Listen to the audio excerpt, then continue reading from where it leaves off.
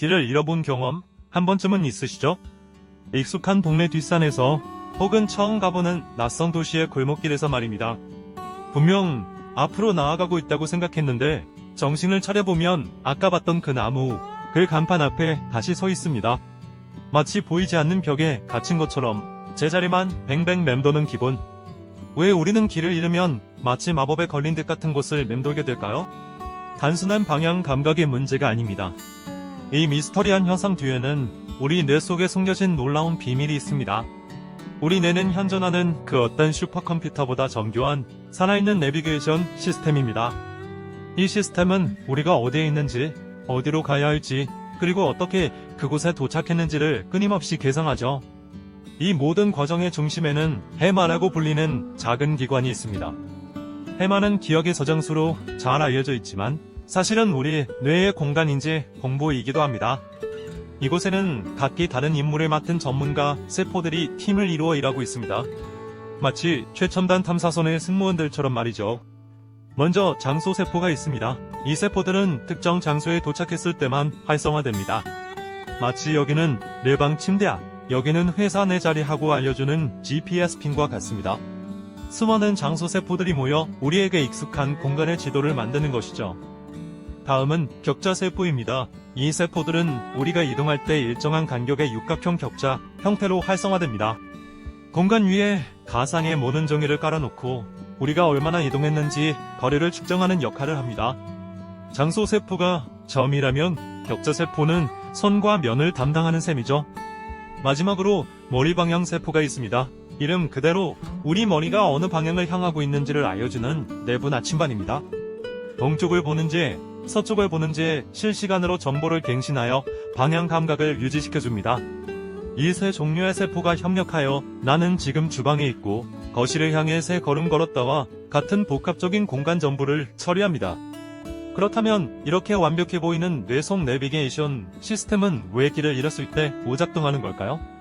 문제는 이 시스템이 외부의 기준점 즉 지표가 있을 때 가장 잘 작동한다는 점입니다. 눈에 보이는 건물, 나무, 해와 달 같은 명확한 단서가 사라지면 뇌는 혼란에 빠지기 시작합니다. 이때 과학자들이 제시하는 가장 유력한 가설이 바로 한쪽 우세설입니다. 우리 대부분은 완벽한 좌우대칭이 아닙니다. 한쪽 다리가 미세하게 더 길거나 한쪽 다리의 근육이 더 강한 경우가 많죠. 평소에는 이런 미세한 비대칭이 거의 영향을 주지 않습니다. 우리는 눈으로 목표를 보고 걸음걸이를 계속 수정하기 때문이죠. 하지만 숲속이나 안개 속처럼 외부 지표가 전혀 없는 곳에서는 이야기가 달라집니다. 뇌는 방향을 잡기 위해 다른 감각, 즉 우리 몸에서 오는 내부 신호에 더 의존하게 됩니다. 이때 신체의 미세한 불균형이 증폭되기 시작합니다. 예를 들어 오른쪽 다리가 조금 더 강하다면 무의식적으로 매 걸음마다 왼쪽으로 아주 약간씩, 정말 아주 약간씩 방향을 틀게 됩니다. 한 걸음에서는 티도 나지 않는 이 작은 값도 차이가 수백, 수천 걸음 쌓이면 어떻게 될까요? 결국 거대한 원을 그리며 출발점으로 되돌아오게 되는 것입니다. 독일 막스 플랑크 연구소의 실험에서도 안대를 하고 숲이나 사막을 걷게 했을 때 대부분의 참가자들이 결국 원을 그리며 걸었다는 사실이 이를 뒷받침합니다. 물론 인류가 항상 이렇게 무력했던 것은 아닙니다. GPS는커녕 지도나 나침반도 없던 시절 우리 조상들은 지구 그 자체를 거대한 지도로 삼았습니다. 낮에는 해의 위치와 그림자의 방향으로 동서남북을 가늠했고 밤에는 밤하늘의 별자리를 길잡이로 삼았죠. 특히 북극성은 수천 년간 뱃사람과 여행자들에게 가장 믿음직한 친구였습니다. 지구의 자전축 바로 위에 있어 거의 움직이지 않는 것처럼 보이기 때문이죠. 어두운 밤 북극성을 찾을 수만 있다면 언제나 북쪽을 알 수 있었습니다. 바다 위에서는 파도의 미세한 움직임, 구름의 모양, 특정 해역에만 사는 새들의 비행 경로까지 모든 것이 나침반이 되었습니다. 폴리네시아 원주민들은 이런 자연의 신호를 읽는 기술을 극한까지 발전시켜 망망대해의 작은 섬들을 정확히 찾아다녔습니다. 그들에게 길을 잃는다는 것은 곧 죽음을 의미했기에 온몸의 감각을 동원해 세상과 소통했던 것입니다. 하지만 현대 사회는 어떻습니까? 우리는 더 이상 해를 보며 시간을 읽거나 별을 보며 방향을 찾지 않습니다. 스마트폰 속 작은 점이 우리의 눈과 뇌를 대신합니다.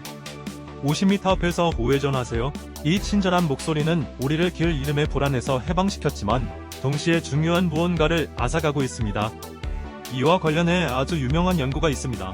바로 런던의 택시 운전사들에 대한 연구입니다. 런던에서 택시 면허를 따기 위해서는 더 난리지라는 무시무시한 시험을 통과해야 합니다. 25,000개에 달하는 모든 거리와 1억만 개 이상의 주요 지점, 그리고 그 사이의 최단 경로를 전부 외워야 하죠. 과학자들이 이 택시 운전사들의 뇌를 MRI로 촬영해본 결과 놀라운 사실이 발견되었습니다. 공간 기억을 담당하는 해마의 뒷부분이 일반인들보다 훨씬 더 크고 발달해 있었던 것입니다. 운전 경력이 길수록 해마는 더욱 커졌습니다. 이 연구는 우리 뇌가 경험에 따라 물리적으로 변할 수 있다는 신경가소성의 강력한 증거입니다. 복잡한 길을 외우고 찾아다니는 정신적 훈련이 뇌의 특정 부위를 단련시킨 것이죠. 반대로 생각하면 GPS에만 의존하는 생활은 우리 뇌의 방향 감각 근육을 점점 퇴화시킬 수 있다는 뜻이기도 합니다. 하지만 길을 잃는 원인이 단지 뇌의 기능이나 신체적 문제에만 있는 것은 아닙니다. 때로는 우리 자신의 생각이 가장 큰 함정이 되기도 합니다. 심리학에서는 이를 인지 편향이라고 부릅니다. 대표적인 것이 바로 확증 편향입니다. 아무래도 이쪽 길이 맞는 것 같아 라는 생각이 한 번 들면 그 생각이 틀렸다는 증거들은 무시하고 맞다는 증거들만 찾으려는 경향입니다. 분명 아까 지나온 길인데도 아니야? 아까 본 나무랑은 조금 다른 것 같아 라며 스스로를 합리화하는 것이죠. 주의 맹 현상도 길을 찾을 때 우리를 방해합니다. 이는 무언가에 집중하고 있을 때 바로 눈앞에 보이는 다른 중요한 것을 놓치는 현상을 말합니다. 길을 찾아야 한다는 압박감에 시야가 좁아져 평소라면 쉽게 발견했을 표지판이나 익숙한 건물을 그냥 지나쳐버리는 경우가 여기에 해당합니다. 흥미롭게도 동물의 세계에는 인간의 상상을 초월하는 내비게이션 전문가들이 있습니다. 이들의 능력은 우리가 잃어버린 감각이 무엇인지 그리고 뇌의 잠재력이 어디까지인지를 보여줍니다. 대표적인 예가 바로 북극제비갈매기입니다. 이 작은 새는 매년 북극과 남극을 오가며 약 7만 킬로미터 이상을 비행합니다. 지구 2바퀴에 가까운 거리죠. 이들은 어떻게 이 머나먼 길을 계절에 맞춰 정확히 찾아갈까요? 비밀은 바로 지구 자기장을 감지하는 능력에 있습니다. 북극제비갈매기의 눈에는 지구 자기장이 마치 색깔이나 무늬처럼 보인다고 추정됩니다. 이들은 이 자기장 지도를 이용해 위도와 방향을 파악하고 수만 킬로미터 떨어진 목적지까지 한치의 오차도 없이 날아갑니다. 인간에게는 보이지 않는 세상을 보는 것이죠. 꿀벌의 길찾기 능력도 경이롭습니다. 꿀벌은 태양의 위치를 나침반으로 사용하는데 구름이 껴서 태양이 보이지 않아도 문제없습니다. 하늘에 퍼져있는 편광 패턴을 감지할 수 있기 때문입니다.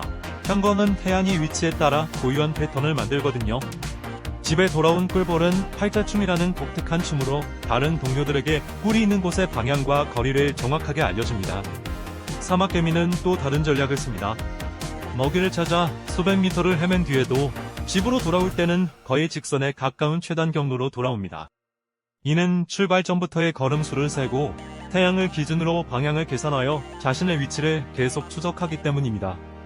또한 개미들은 페로몬이라는 화학 물질을 길에 남겨 동료들을 위한 이정표를 만들기도 합니다. 이 놀라운 동물들의 능력은 우리에게 중요한 교훈을 줍니다.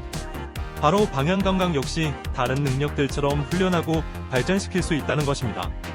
GPS에만 의존하는 대신 우리 뇌에 잠재된 내비게이션 시스템을 다시 깨워보는 것은 어떨까요? 방법은 생각보다 간단합니다. 가장 먼저 주변을 의식적으로 관찰하는 습관을 들이는 것입니다. 출퇴근길에 늘 지나치던 건물의 모양, 간판의 색깔, 해가 뜨고 지는 방향에 관심을 가져보세요. 단순히 길을 외우는 것을 넘어 공간의 구조를 입체적으로 이해하려고 노력하는 것입니다. 가끔은 일부러 GPS를 끄고 머릿속의 지도를 이용해 길을 찾아보는 것도 좋은 훈련입니다. 물론 처음에는 조금 헤맬 수도 있겠죠. 하지만 그 과정에서 뇌의 장소세포와 격자세포는 더 활발하게 일하며 단련될 것입니다. 오리엔티어링과 같은 스포츠에 도전해보는 것도 훌륭한 방법입니다. 길을 잃고 제자리를 맴도는 현상은 단순한 실수가 아니었습니다. 외부 지표가 사라졌을 때 드러나는 우리 몸의 미세한 비대칭, 그리고 위기 상황에서 우리를 함정에 빠뜨리는 인지 편향의 합작품이었죠. 동시에 이는 기술에 대한 의존이 우리의 선천적인 능력을 어떻게 잠재우고 있는지를 보여주는 경고이기도 합니다. 길을 잃는다는 것은 불편한 경험이지만 우리 뇌의 놀라운 작동 방식과 그 한계를 엿볼 수 있는 귀중한 기회입니다. 우리 뇌 속에 잠들어 있는 탐험가를 다시 깨워보는 것은 어떨까요? 세상을 좀 더 주의 깊게 관찰하고 우리 안에 내정된 놀라운 방향 감각을 다시 신뢰해보는 것입니다. 내 섬 내비게이션의 오류를 이해하는 여정은 결국 우리 자신을 더 깊이 이해하는 길이 될 것입니다.